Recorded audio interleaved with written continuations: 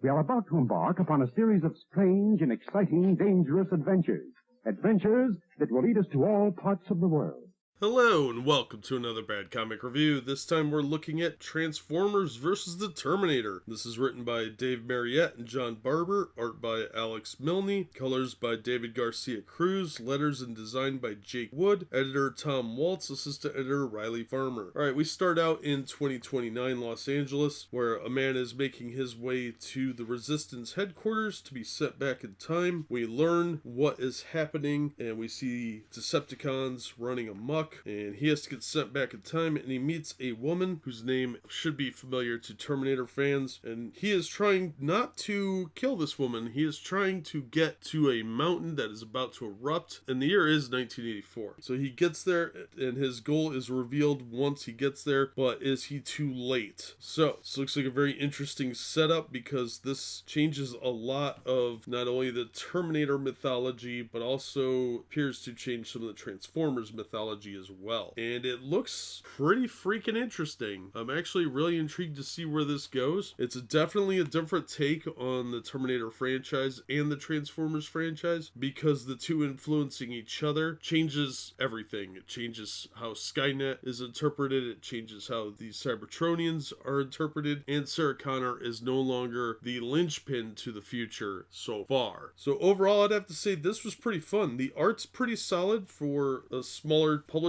company, and I thought it was pretty good actually. I really liked the way the Transformers look. I thought they were really cool, and the humans look pretty good most of the time. I'm really interested to see what issue 2 brings, so this is a definite recommendation. I had a lot of fun reading this. I've been really liking a lot of the IDW's Transformer work lately, and it's nice to see them cross over with Dark Horse for a Terminator crossover. It's the crossover I didn't know I needed in my life, but apparently I do, because I cannot wait till issue 2 comes out. I'm really excited about it. I thought this was a blast. It's an interesting reimagining, and I hope it holds up over the course of the miniseries. They've got some decent talent on it, so I think it should be pretty good, but we'll see how it goes next issue. But for now, this is a solid recommendation, and I hope you liked it as much as I did. But that's just my take. Thank you so much for listening and supporting the channel. If you enjoyed the video, please hit the like button, and don't forget to subscribe so you don't miss future reviews. If you want to help the channel in other ways, links are in the description and on the About page. And as always, we hope to see you on the next one. We are about to embark upon a series of strange and exciting, dangerous adventures. Adventures that will lead us to all parts of the world.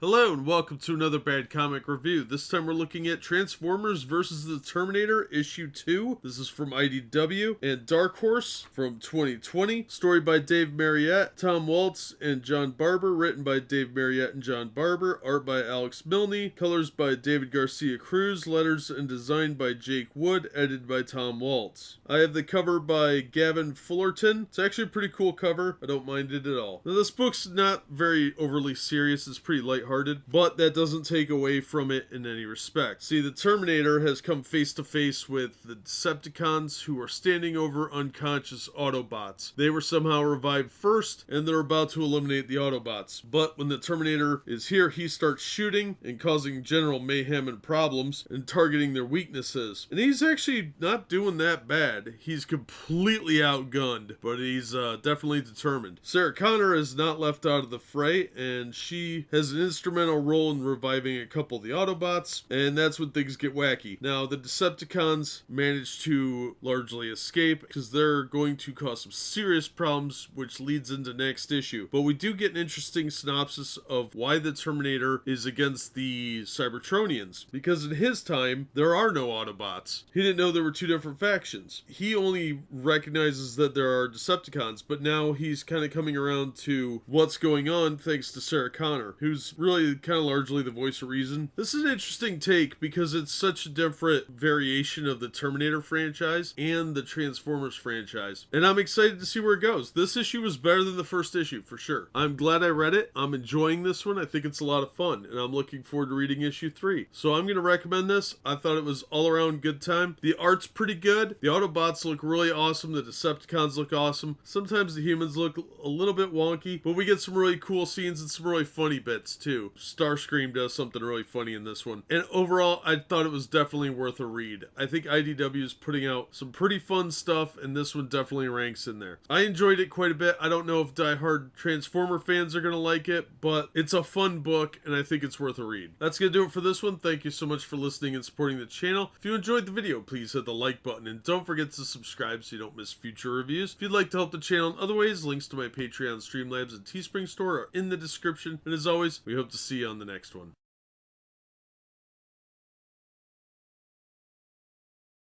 We are about to embark upon a series of strange and exciting, dangerous adventures.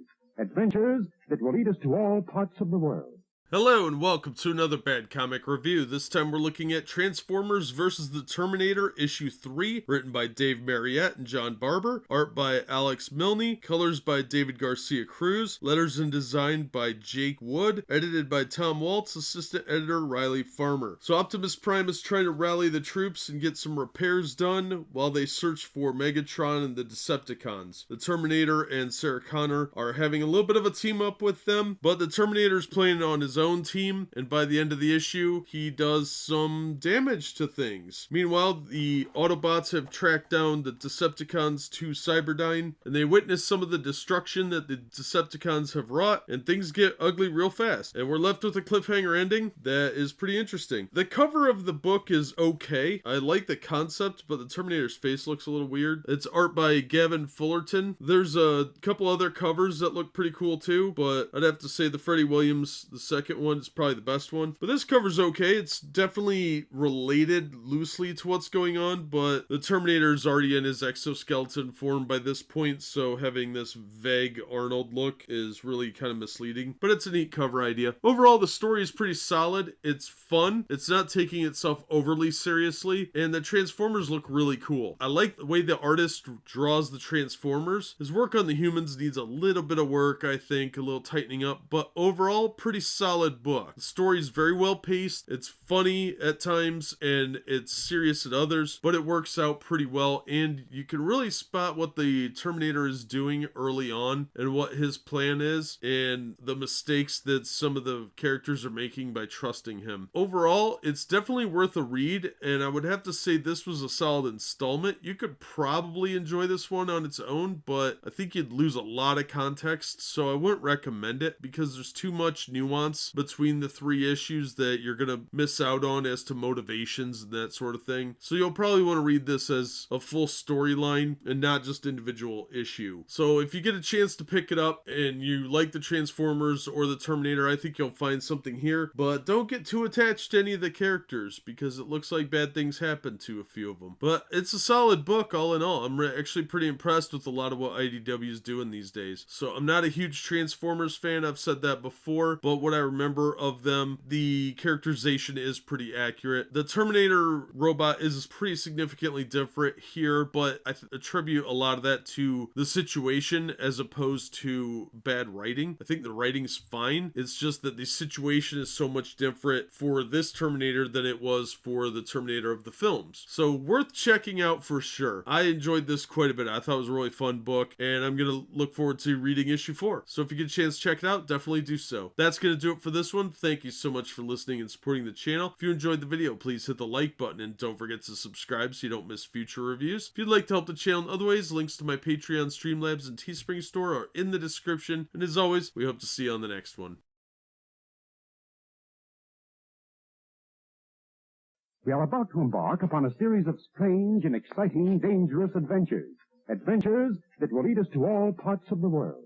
Hello and welcome to another Bad Comic Review. This time we are looking at Transformers vs. the Terminator Issue 4, written by Dave Mariette and John Barber, art by Alex Milne, colors by David Garcia Cruz, letters and design by Jake Wood, editor Tom Waltz, assistant editor Riley Farmer. So Starscream is making a proposition to the Terminator. Meanwhile, Sarah Connor tries to call for help, but that help's not coming. And she has to show down with one of the Decepticons. Meanwhile, the Terminator takes a strike at Megatron Cybertron while Optimus and Megatron are fighting. It gets really messy, and a lot of the Cybertronians do not make it through this book. And although things end as you might expect in some ways, the future is still left with a dark probability, and there is a great potential for a sequel to this that could be really, really interesting. So I did like the sequel setup, even though I tend to hate that in books. It's not a bad idea, and I did like this book quite a bit. I thought it was really well executed. It was fun. It was lighthearted. It wasn't particularly gory. There's a lot here, but I can't really explain too much of what happens in this book without ruining the ending, and I don't want to do that. The art in this book is fantastic for the Transformers. The humans tend to have anime mouth a little bit, but overall I thought the art did look improved over previous issues, and Alex Milne really knows how to draw Transformers and Terminators. Great work on that. This miniseries is great. I'm probably going to buy it in trade paperback. I thought it was a really fun crossover that had a lot of potential, and it would be interesting to see them do some other things with it, like a sequel, for instance. Hint, hint, IDW, do a sequel. So I am looking forward to that possibility, maybe somewhere down the line, but as a single issue, this is not going to make a lot of sense at all, and you're really going to lose a lot of the key story elements of what the Terminator's doing, that sort of thing. But I would absolutely recommend the miniseries as a whole. And this issue was a good wrap-up for it. All around a great book. I had a lot of fun reading it. It was very entertaining. So I'm going to recommend it. That's going to do it for this one. Thank you so much for listening and supporting the channel. If you enjoyed the video, please hit the like button and don't forget to subscribe so you don't miss future reviews. If you'd like to help the channel in other ways, links to my Patreon, Streamlabs, and Teespring store are in the description. And as always, we hope to see you on the next one.